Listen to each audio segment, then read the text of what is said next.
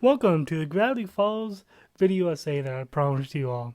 And I'm sorry it's taken so long, but here we are. This video is scripted. This part isn't scripted, but it is part of the video. So this has been written over the course of a month. But like I haven't been recording the whole time. I got distracted with the other videos you guys saw and life stuff. So this has been in the making for probably a month, 2 months. But here we go. Let's start with the scripted bits. Gravity Falls years later. Enjoy. So the other day, during this event we're all in, I decided to rewatch Gravity Falls for fun. I had no intention to make a video on it, just wanted to have some fun reviewing the show. But as I rewatched, it felt different, I guess? Well, let me explain. So, everyone knows at this point the real fun of the show was the mystery and how in and out of the show they would drop hints and codes for all of us to solve. So you would watch episodes, solve the code, and find secrets, which in turn generated hype for the show. Some were clues, some were red herrings, and others went unsolved, or the crew decided to change up the story so the clue made no sense anymore. It was huge. It made the show fun, different, and exciting. The episodes were spread out. It felt like it took time for the payoff, sometimes too long, or sometimes the right amount, depending on who you ask. So, what about the show itself? The show itself is some of the best animation I have seen in a show, both in the background and the foreground. You can tell that a lot of care went into the art and the look and feel of the show and the world.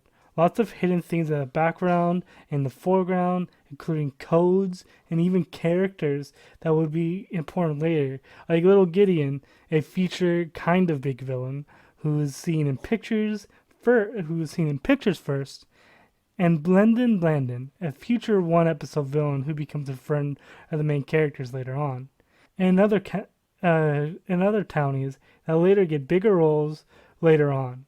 There's also a lot of triangles with one-eye imagery almost everywhere. It's to really build up Bill.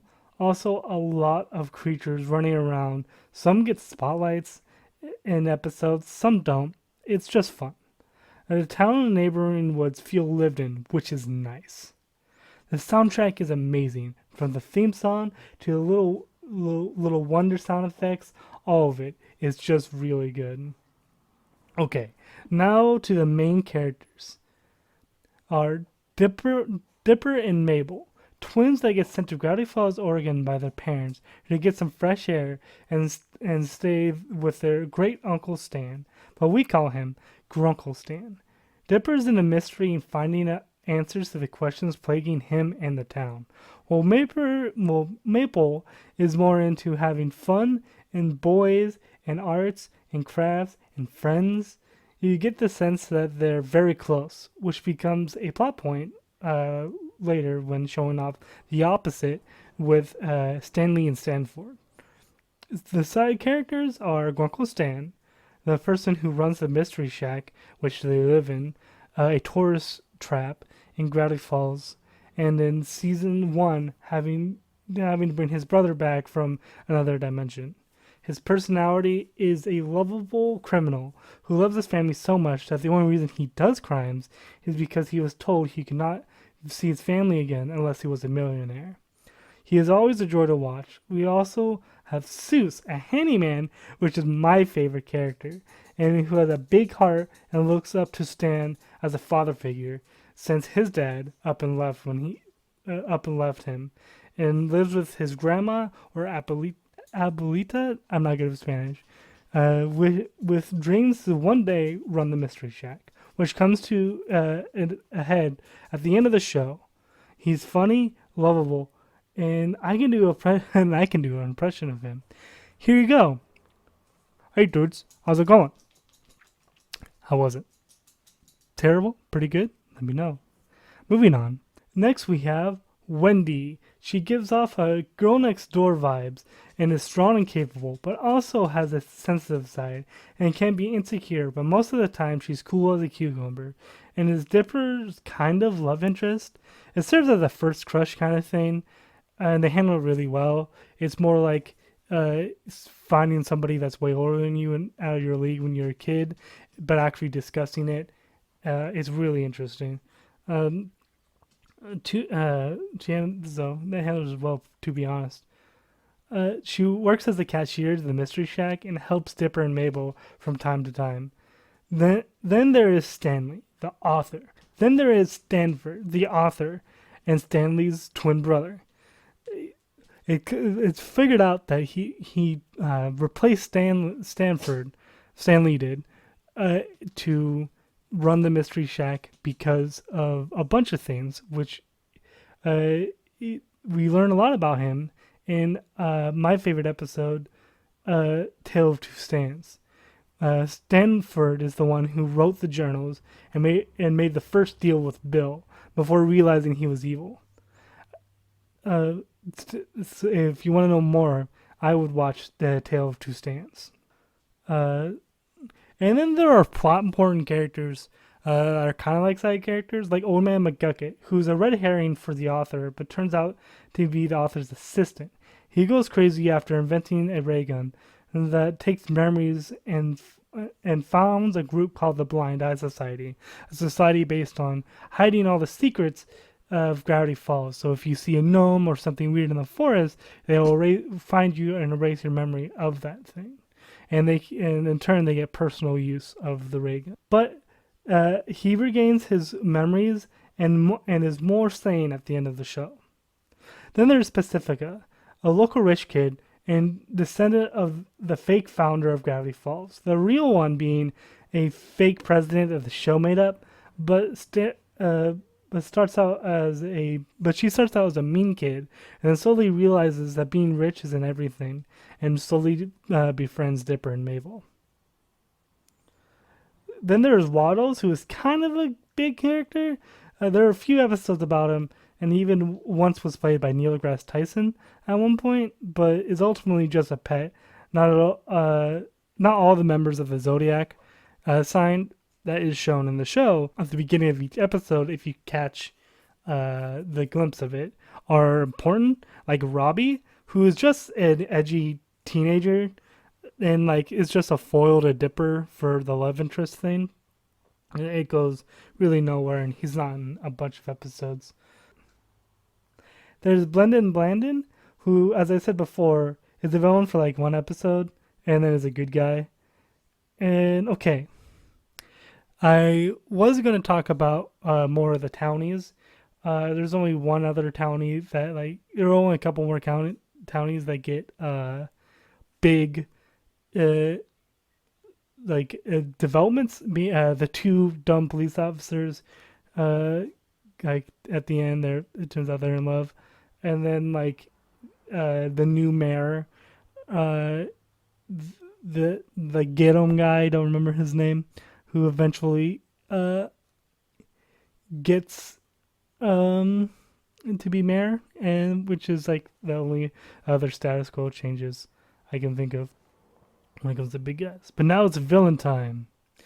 Villains. Here, there are only two main villains.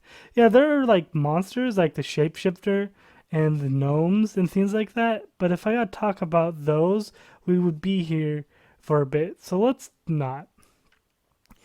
So little Gideon, we first see him in photos in the theme song and later around town. He also runs a tourist trap and is a local celebrity, but his tourist trap seems to be a religious I can heal you sort of deal, and we come to find out him and Stan are rivals, and Gideon wants the Mystery Shack because we find out he has book number 2, and he thinks there are only 2 books, but we know there are 3. Personality-wise, I describe him as a mature child, a man-child, if you will. He loves Mabel, but freaks when Mabel rejects him because he's not used to anyone saying no. He is quick to anger and doesn't understand why someone would not like him and follow him. I mean, he turns good by the end, but he wants to be a normal kid, well, kind of normal. But it leads us to the big bad, the one, the only, Bill Cipher.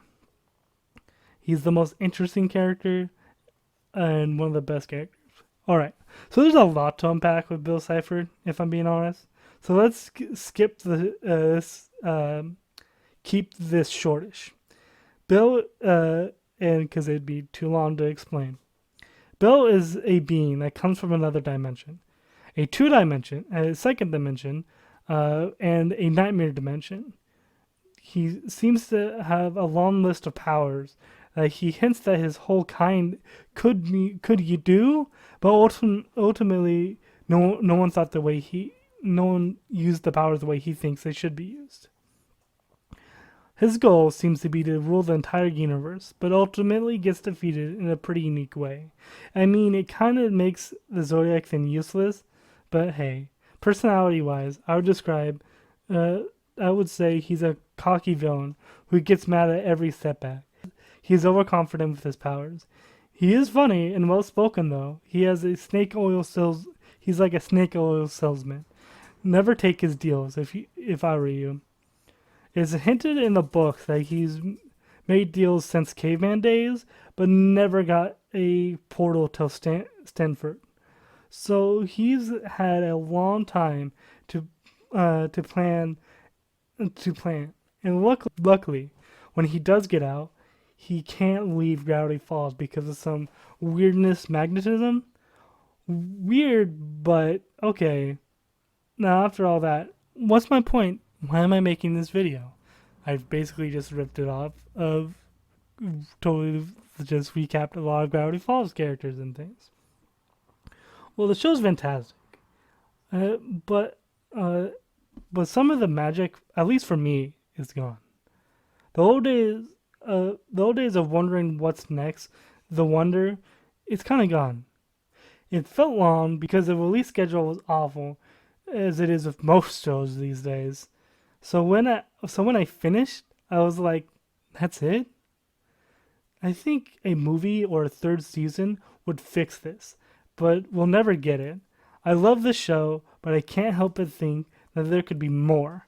But hey, the fans keep it alive, trust me. I could make tons of videos on Bill alone, or the town, or the monsters, the books, etc. There's a lot here. So if you love deep shows that started the mystery craze, or at least had a story revolve around it. I know Adventure Time existed, and later it was like the mysteries became more prevalent, but this one had it since the beginning. And we're getting great shows because of it.